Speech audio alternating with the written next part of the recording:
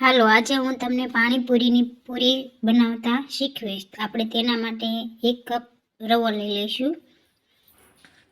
જો આખો 1 કપ રવો લઈ લેવાનો છે આપણે. ત્યારબાદ આપણે અડધો કપ ઘઉંનો લઈશું. ઝીણો ઘઉંનો લોટ લેવાનો છે. જો આવી રીતે.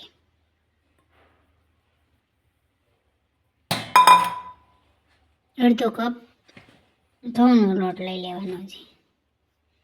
આમાં તેલ કે મીઠું કંઈ પણ નાખવાનું નથી. આવી રીતે લઈ લીધું બે. પછી હવે આમાં આપણે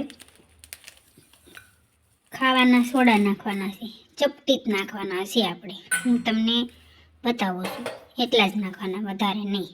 જો તમારે ઝાઝી પૂરી બનાવવી હોય તો એ પ્રમાણે નાખવાના. એવી રીતે જો આટલા નાખવાના ચપટી.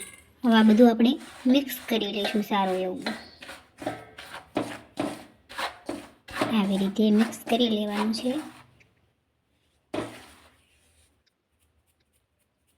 જો આ મિક્સ થઈ ગયું, હવે આપણે એનો લોટ બાંધી લઈશું. થોડો કઠણ લોટ રાખવાનો, બહુ નરમ નહીં. રોટલીનો લોટ હોય તેવો નહીં, થોડો કઠણ રાખવાનો, એટલે આપણે પૂરી સારી બને. જો આવી રીતે આપણે મિક્સ કરીને લોટ બાંધી લઈશું. આવી રીતે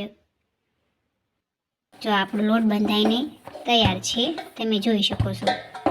જો આવો લોટ બાંધવાનો છે. આવી રીતે જો થઈ ગયો. ત્યારબાદ આપણે એક ડબ્બો લઈશું. એમાં આપણે 15 થી 20 મિનિટ આ લોટને રાખવાનો છે ઢાંકીને. એવી રીતે ઢાંકીને 15 થી 20 થઈ જાય. ત્યારબાદ આપણે આ લોટ લઈ લેવાનો થોડો ગુંદીને. ત્યારબાદ આપણે હવે એના ઝીણા ઝીણા નાના નાના લુવા કરી લઈશું. એવી રીતે ઝીણા ઝીણા લુવા કરી લેવાના. જો હું તમને બતાવી રહી છું એવી રીતે. આવી રીતે ઝીણા ઝીણા લુવા બનાવી લેવાના છે આપણે.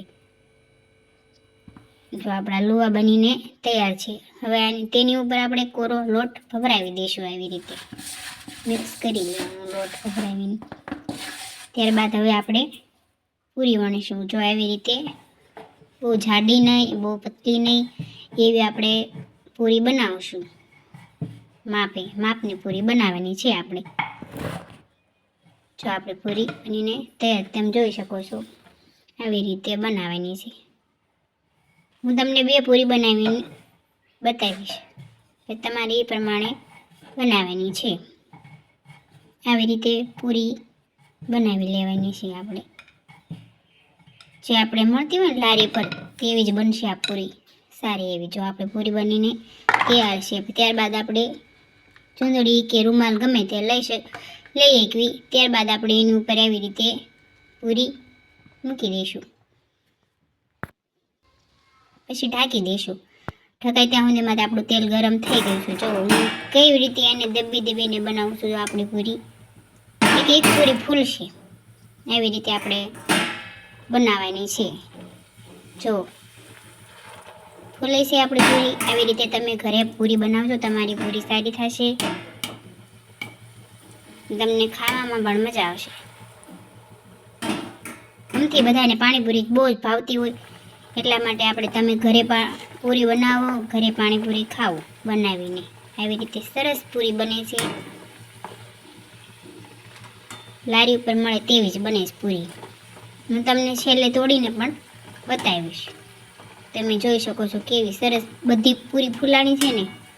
આવી રીતે બધી પૂરી બનાવી લેવાની.